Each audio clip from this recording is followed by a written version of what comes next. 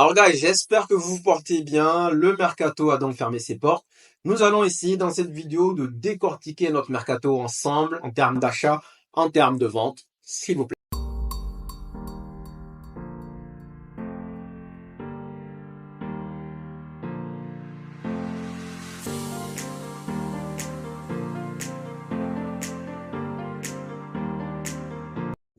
Guys, avant de rentrer dans le vif du sujet, j'ai 3 points que j'aimerais développer avec vous. Point numéro 1, je suis vraiment désolé, mais à partir de demain, je pars en vacances. J'ai besoin d'un break. J'ai besoin de créer une cassure. En réalité, c'est au-delà des vidéos. J'ai besoin de prendre une pause avec Manchester United. C'est-à-dire que je ne vais pas aller m'informer de ce qui se passe. Sincèrement, je fais une pause. J'ai besoin de créer une cassure, une rupture avec Manchester United même. Je pense que la dernière fois que j'ai pas fait de vidéo, c'était le 16 avril. Ça fait donc 4 mois et demi quasiment que je vous fais au moins une vidéo par jour. Au moins. Et là, j'ai besoin de prendre mes distances, un peu m'éloigner un peu. Et donc, j'ai besoin d'un reset. J'ai besoin de me changer les idées. Donc, je suis vraiment désolé. Mais donc, je vais profiter de la trêve. Normalement, je devrais revenir pour le preview contre Southampton. Donc, je pars pour 7, voire 10, voire 2 semaines maximum. Je dis bien normalement, car je sais que le plus dur, une fois arrêté, c'est de reprendre. Mais normalement, je devrais revenir. Là, j'ai besoin vraiment de prendre mes distances. Donc, je suis vraiment désolé, mais c'est vital. J'en ai besoin. Point numéro 2, sur le cas Sancho. Vous êtes nombreux à me dire qu'il aille à Liverpool, à Chelsea, peu importe. L'essentiel, c'est qu'il soit parti. Et vous avez raison. En réalité, dans la vidéo d'hier, dans la précédente vidéo, j'avais élaboré le cas sportif. Je vous ai dit que Chelsea est un concurrent direct. Mais en effet, j'ai oublié 2 autres aspects. Deuxième aspect, c'est le fait que Sancho lui-même voulait aller à Chelsea. Sancho nous a manqué de respect. Pourquoi est-ce que nous allons lui donner ce qu'il veut? Pourquoi est-ce que finalement on lui offre sur un plateau d'argent ce que le mec exige? Il nous a manqué de respect, il veut aller à Chelsea, son rêve c'est de jouer pour Chelsea et nous on lui donne. Pourquoi? Ça me dérange. Aspect numéro 3, l'année dernière, on est allé voir Chelsea pour Mason Mount, à qui il lui restait 1 an de contrat. On leur a dit 50 millions, ils ont refusé. 50 millions, ils ont refusé. Ils nous l'ont fourgué à 70 millions. En plus, il est tout le temps blessé. Si on compare Jadon Sancho et Mason Mount, ils ont approximativement le même âge. Sauf que l'autre, il est tout le temps blessé et l'autre, non. Donc pour moi, Chelsea, le fait, honnêtement, bien qu'ils vont payer le salaire en entier, le fait que l'année dernière, ils nous vendent 70 millions et qu'ils aient refusé de négocier pour Mason Mount, nous aujourd'hui, on leur donne soi-disant 10 millions en prêt, plus 25 millions en l'année prochaine, ça fait 35 millions, ils vont couvrir le salaire complet, mais pour moi, on aurait pu avoir plus. C'est-à-dire que si c'était 70 millions, je pense que quelque part, ça allait me faire moins mal. Mais parce que on leur vend que 35 millions à Chelsea, alors que la même année, l'année dernière, on a négocié 50 millions, ils ont refusé 70 millions, à qui, encore une fois, il restait 1 an de contrat. Franchement, ça fait mal. Donc, honnêtement, voici les 3 aspects. Aspect sportif, concurrent direct. Aspect, Jadon Sancho, il veut aller à Chelsea et nous, on lui donne, on lui offre. Et aspect, Chelsea, chaque fois, en négociation, ils sont durs en affaires. Et nous, on leur dit, OK, tranquille. Donc, voici les 2 aspects que j'ai oubliés. 3e point que j'ai développé, guys, que je vais développer. Aujourd'hui, je me suis posé devant la télé, chose que je n'ai pas fait depuis je ne sais pas combien d'années. Et donc, j'ai regardé le match d'Arsenal-Brighton. J'ai regardé le match du Barça. Mon frère étant un fan du Barça, il est venu en vacances, donc on a regardé le match ensemble. Et j'ai regardé une petite partie du match de Manchester City. Et honnêtement, je me souviens maintenant pourquoi est-ce que j'ai arrêté de regarder les matchs. Brighton, certes, Arsenal était à 10, mais Brighton a pris le ballon dans les derniers instants. Brighton voulait gagner ce match. Le coach, encore une fois, rappelons, il a 31 ans. 31 ans et il voulait coûte que coûte aller gagner le match. Il a pris ses cojones. Et honnêtement, en voyant le jeu de Brighton, c'est un nouveau coach, c'est vrai qu'il est sur une continuité, mais même David Moyes était pour autant sur une continuité. C'est vrai que oui, il y avait beaucoup de vieux joueurs. Mais voilà, le jeu qu'ils développent, franchement, ça me fait mal de voir Brighton jouer comme ça alors que leur coach est inexpérimenté, il n'a que 31 ans et il vient d'arriver. Je suis désolé du terme, mais il joue mieux que nous. Et alors là, le match du Barça, mon frère, il était tout content. Oh, 7-0. 7-0. Moi, franchement, de vous à moi, cela m'a flingué le moral. Totalement. 7-0. Je vois Hansi Flick qui arrive. Il vient d'arriver encore une fois. Barcelone l'année dernière, c'était pas sans sas, on est d'accord. C'était pas extraordinaire. Xavi, il était là. Les Barcelonais disaient, il est naze. Aujourd'hui, Hansi Flick, ils arrivent, ils te claquent 7 buts. Guys, est-ce que nous avons déjà marqué 7 buts? Je ne m'en souviens pas. Je pense qu'on a mis 5, 2-3 fois avec Olé. Premier match contre Cardiff, contre Leipzig. On a mis 9, oui, contre Southampton. Mais 7-0, Ten Hag. Le problème de Manchester United, c'est que même si, là, avec Ten Hag, même quand on gagne 3-0, on n'est pas serein.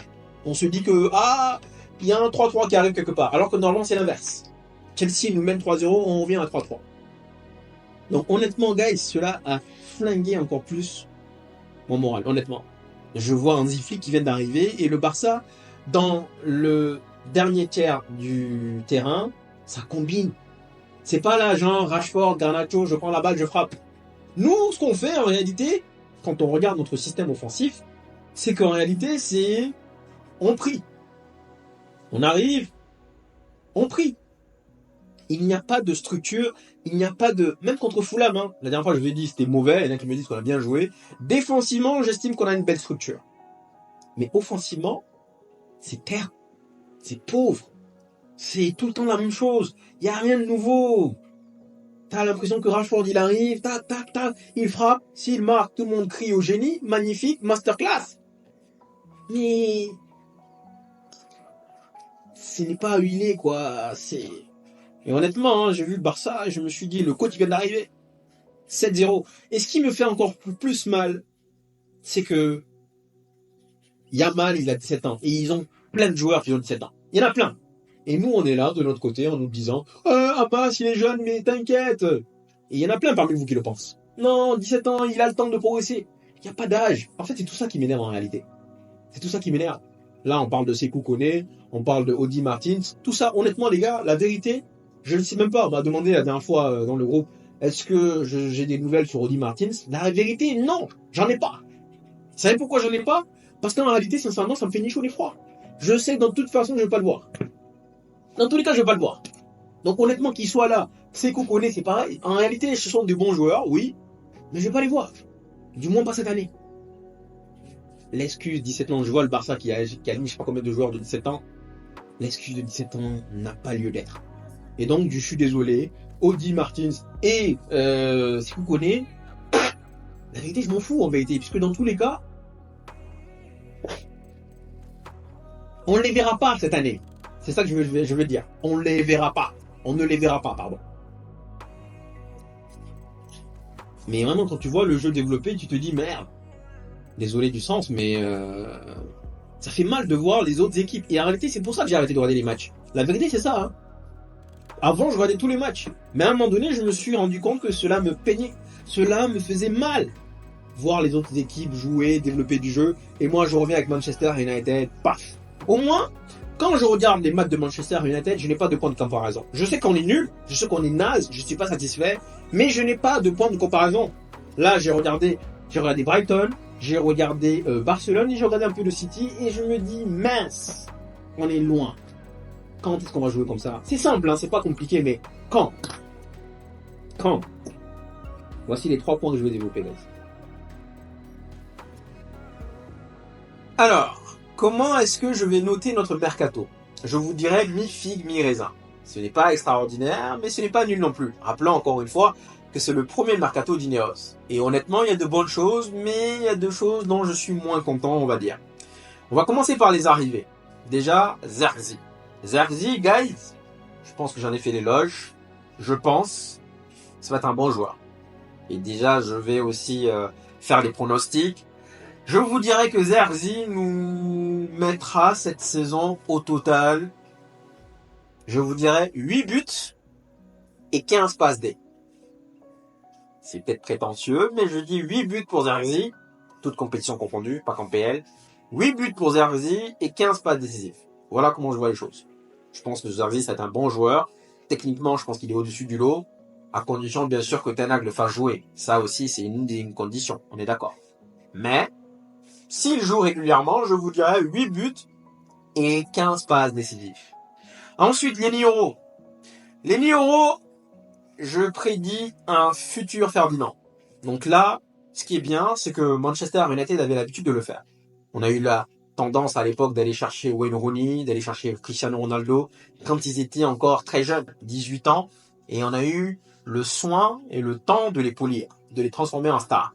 C'est-à-dire que tant que Ferguson est parti, on a changé notre philosophie, on est parti chercher des Di Maria, Falcao, Paul Pogba, Alexis Sanchez, voilà, ça n'a pas marché. Que ces joueurs-là, c'était certes des stars, mais il fallait changer le contexte, il fallait changer l'environnement. Là, il a 18 ans, certes, oui, c'est le joueur qui nous a coûté au final le plus cher, mais je pense que c'est un futur Ferdinand. On est allé chercher Cristiano Ronaldo. Souvenez-vous bien de Cristiano Ronaldo à l'époque. Honnêtement, il était parfois agaçant, avec ses dribbles dans tous les sens, et même Van Nistelrooy voulait l'étrangler. Il était là, Ferguson lui a fait confiance, on a pris le temps de le polir et de le transformer en star. Ballon d'or, s'il vous plaît. Je dirais pas que Lenny Yoro a la même carrière, mais je dirais très bonne recrue. Un futur Rio Ferdinand à long terme. De Ligt également, bienvenue à lui. Je vous dirais que bon, j'espère juste qu'il va s'éloigner des blessures, mais franchement, grosso modo, je suis assez content vraiment de nos arrivées. Je trouve que Ineos a fait un travail minutieux, vraiment scruté à la loupe, j'ai beaucoup apprécié. Donc, De Ligt également, je pense qu'il va être décisif. Et je pense que dès demain, s'il joue contre Liverpool, je prédis qu'il va faire un grand match. Si De Ligt est au niveau avec Martinez, je pense en réalité qu'il va bonifier le jeu de Martinez.